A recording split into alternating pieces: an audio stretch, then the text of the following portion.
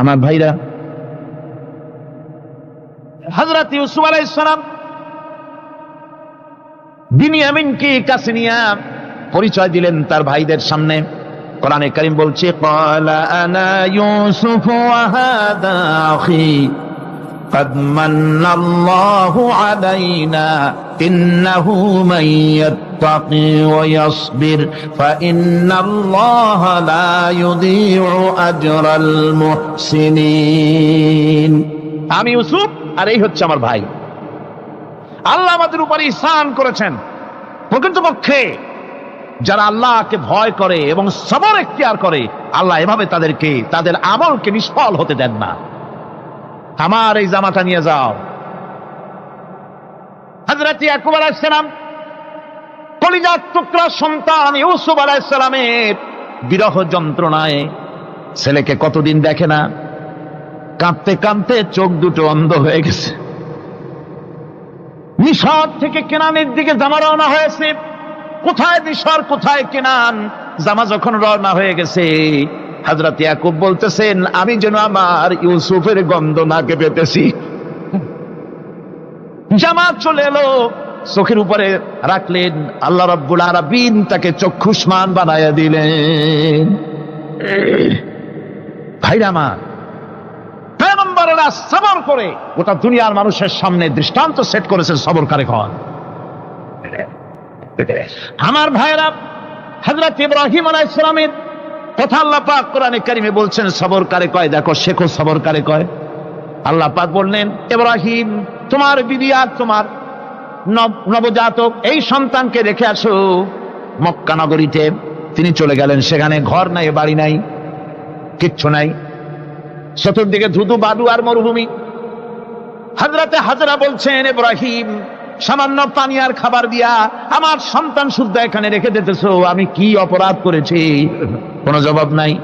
দুইবার তিনবার বলার পরে হাজরা বলছেন, ইব্রাহিম গো, তবে কি আমার আল্লাহর হুকুম মতো আমারে রেখে যাচ্ছ নাকি? হযরত ইব্রাহিম আকাশের দিকে আঙ্গুল উঁচু করলেন। কথা বলবেন, বাক শক্তি বেরোচ্ছে না। 80 বছর বয়সের সময় একটা বাচ্চা আল্লাহ তারে দিচ্ছেন। আর এমন বাচ্চা, পয়গম্বরের ছেলে, কি সুন্দর চেহারা, মরুভূমির উপরে ফালাই দিয়ে রওনা হয়ে যাচ্ছেন। মুখ দিয়ে কথা সরছে না, আকাশের দিকে দেখালেন। হযরত হাজরা বুঝতে পারলেন। হযরত হাজরা বলেন, ইব্রাহিম কোনো চিন্তা নাই, নিশ্চিন্ত মনে বাড়ি ফিরে যাও। আমি আমার আল্লাহর উপরে এতটা ভরসা করি, আল্লাহর হুকুমে যদি আমার এখানে রেখে যেয়ে থাকো, আল্লাহ পাক আমাকে আর আমার কলিজার টুকরা ইসমাইলকে পানিতে আর খাবারে মারবেন না, অবশ্যই তিনি ব্যবস্থা করবেন। ব্যবস্থা হয়ে গেল। হযরত ইসমাইল বড় হয়ে গেলেন। আল্লাহ পাক অর্ডার করলেন, জবাহ করো ছেলেকে। হযরত ইব্রাহিম আলাইহিস সালাম যখন জবাহের প্রস্তাব করলেন, হযরত ইসমাইল তা আপত্তি করতেন, বাবাজি আমার মায়ের আর আমাকে বাচ্চা অবস্থায় ফেলে গেলেন, খাবার দেন নাই, পরার দেন নাই, বছরের পর বছর আমাদের এখানে কাটলো, দেখতেও আসেন নাই, আজ আসছেন জবাহ দিতে। এটা কেমন কথা? কি ধরনের বাপ আপনি? এরকম বলছে নাকি? এরকম বলছে। হযরত ইব্রাহিম আলাইহিস সালাম প্রস্তাবটা কিভাবে পারলেন? আল্লাহ পাক কোরআনে কারিমে দৃষ্টান্ত রেখে দিয়েছেন। আল্লাহ পাক বলছেন, হযরত ইব্রাহিম ছেলেকে বললেন, ইয়া বুনাইয়া, হে আমার কলিজার টুকরা লাডলা, হে আমার কলিজার টুকরা সন্তান, ইন্নী আরা ফিল মানাম আন্নী আযবাহুক, আমি স্বপ্নে দেখছি আমি যেন তোমাকে জবাহ করতেছি। ফানজুর মাযা তারা, তোমার রায় কি বলো? আমি তো স্বপ্নে দেখছি যে আমি তোমার জবাহ করতেছি, এখন তোমার রায় কি, তোমার মত কি? হযরত ইসমাঈল আলাইহিস সালাম শুনিয়া দিলেন দৌড়, নাকি না? হযরত ইসমাঈল আলাইহিস সালাম ধৈর্যের প্রতীক, তিনি কি কথা বললেন? তার মুখের কথা কোরআন শরীফে আল্লাহ পাক উঠায় দিলেন।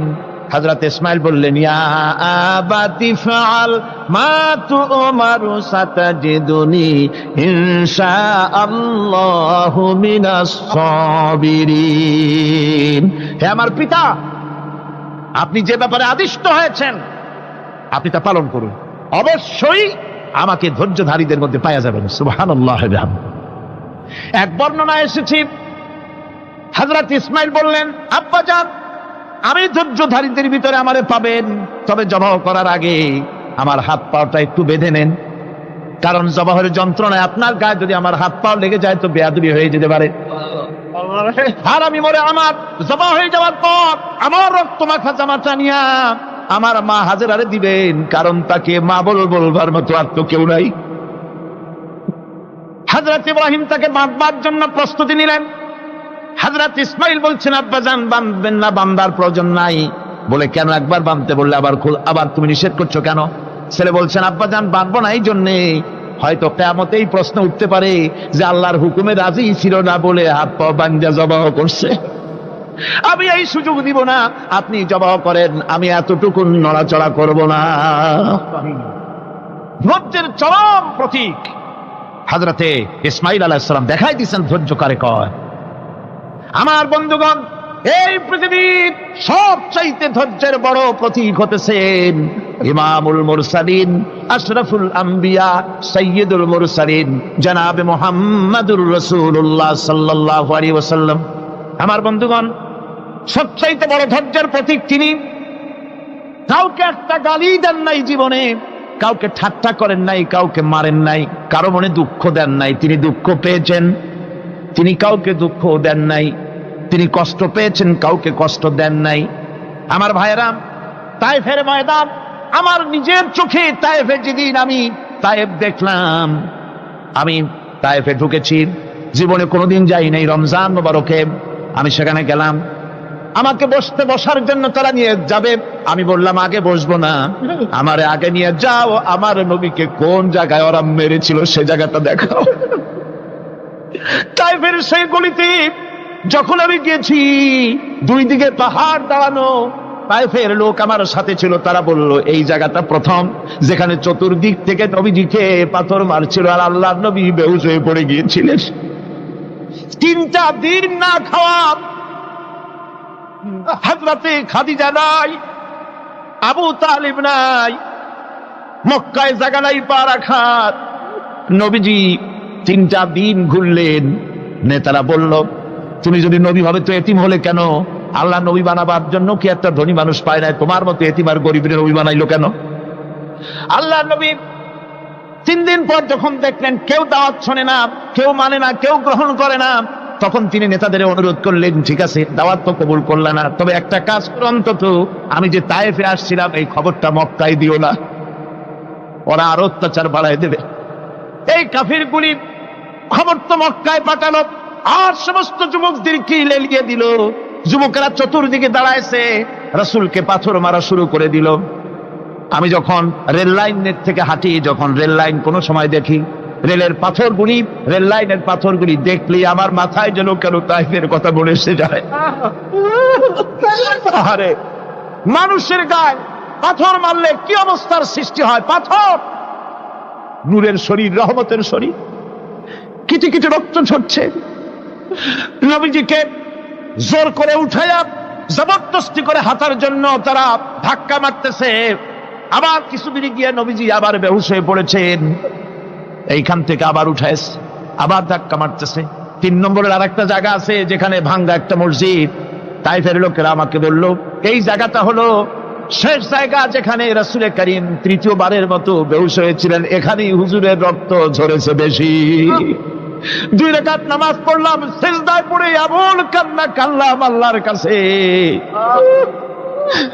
নবীজি যখন হুঁশ এসেছে, হযরতে জিবরাইল বলেন, ইয়া রাসূলুল্লাহ, আপনার এই কষ্ট দেখে ফেরেশতারা কাঁদতেছে, আপনি অনুমতি দিয়ে দেন এই 2 পাহাড়কে মিলাইয়া সমস্ত তায়েফবাসী কাফেরগুলি মাটির সাথে মিশাইয়া দেই।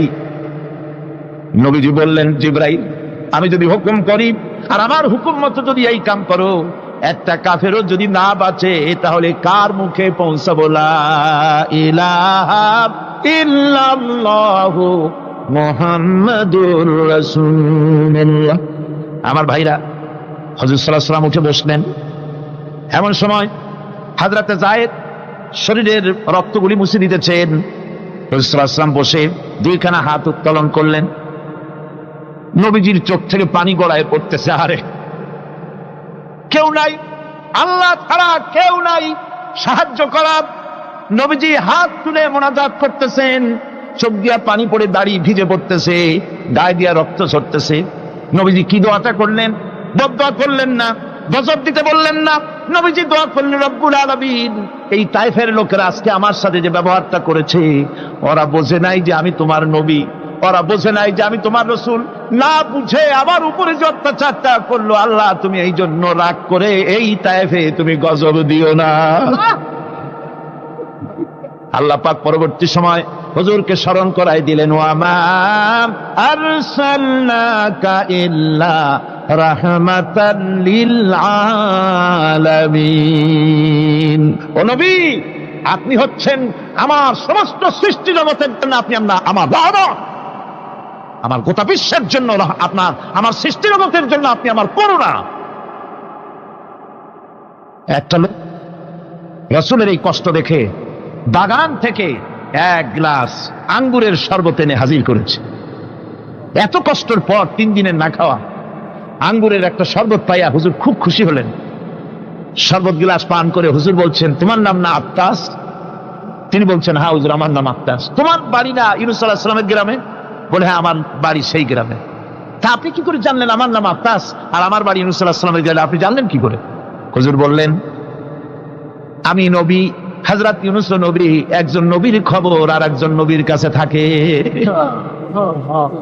রাসূল করিম সাল্লাল্লাহু আলাইহি ওয়াসাল্লাম সবর ইখতিয়ার করেছিলেন, ধৈর্য অবলম্বন করেছিলেন, আর আল্লাহ পাক তাকে নির্দেশ করেছেন, সবর করো। ওয়াত্তাবি' মা ইউহা ইলাইকা ওয়াসবির হাত্তা ইয়াহকুমাল্লাহ। তুমি কেবল সেই জিনিসের অনুসরণ করো যা আমি তোমার প্রতি অবতীর্ণ করেছি। আমি আপনার উপরে যেটা অবতীর্ণ করেছি ওটা অনুসরণ করুন, আর সবর ইখতিয়ার করুন যতক্ষণ না আল্লাহর পক্ষ থেকে চূড়ান্ত ফয়সালা না আসে। ধৈর্য ধরুন, ধৈর্য ধরুন। আমার ভাইরা, কাফেরদের নির্যাতনের মোকাবেলায় আল্লাহ পাক তার হাবিবকে সান্ত্বনা দিয়েছেন। যখন কাফেররা নির্যাতন করতেছে, হারে হযরতে বেলাল নির্যাতিত, হযরতে সুমাইয়া নির্যাতিতা, হযরতে খাব্বাব, হযরতে খুবাইব, হযরতে আম্মার রিদওয়ানুল্লাহি তাআলা আলাইহিম আজমাইন, এত মার হতেছে। হযরতে ওমর হযরতে খাব্বাব রাদিয়াল্লাহু তাআলা আনহুকে খোলা গায়ে দেখে বলছিলেন, খাব্বাব রে, তোমার পিঠে এত গর্ত কেন? এত গর্তওয়ালা পিঠ তো আমি মানুষের দেখি নাই, এত চিকুন কোমরওয়ালা মানুষও তো দেখি নাই। তিনি বলেছেন, ওমর তুমি কি ভুলে গেছো? ইসলাম কবুল করার অপরাধী কাফির বেঈমানেরা আগুন জ্বালায়া আংটা আগুনের উপরে আমাকে চিৎ করে শোয়াছে, আমি যেন নড়াচড়া করতে না পারি সেজন্য আমার বুকের উপরে পাথর চাপা দিয়ে রেখেছিল। গায়ের চর্বি আর রক্ত গলে গলে পড়ে আগুন নিবেছে, আর আগুন গোশত পুড়ে যে পিঠের মধ্যে প্রবেশ করেছিল আজও পর্যন্ত পিঠের সেই গর্ত সেরে যায় নাই। এভাবে অত্যাচার হচ্ছিল সাহাবীদের উপর। আল্লাহ রাব্বুল আলামিন তার হাবিবকে সান্ত্বনা দিলেন, ওয়াসবির ওয়ামা সাবরুকা ইল্লা বিল্লাহি ওয়ালা তাহজান আলাইহিম ওয়ালা তাকু ফি যায়কিম মিম্মা ইয়ামকুরুন। হে রাসূল, সবরের সাথে কাজ করতে থাকুন। আপনার এই সবরের তৌফিক তো আল্লাহই দিয়েছেন, আর ওদের সমস্ত ষড়যন্ত্র, ওদের অপকৌশলে আপনি দুঃখিত হবেন না, চিন্তা করবেন না, ভারাক্রান্ত হবেন না।